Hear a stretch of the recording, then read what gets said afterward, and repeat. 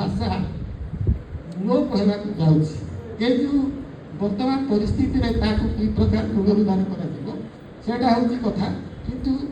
एथिपाई जो प्रत्येक गाँव में धार्मी अच्छी से प्रथम भूमि पूजा केट पूजा हुए तापर द्वितीयबार आम मानकर केट पूजा सरला जोटा आपण मानकर परंपरा जे अंखीचुट्य कहुए से आमर मुझे श्रंपा एवं गहेला का लाका बोल कहूँ आमर आसे आमर जो मका भारी होगला से मारणी पूजा हुए सेटा मत से जातिर पूजा हुए मारणी पर आसे आमर फसल पूजा जोटा कि ताश पूजा बोल ताश लाका बोली कहुए से प्रकार पूजा कर ताश लाका पर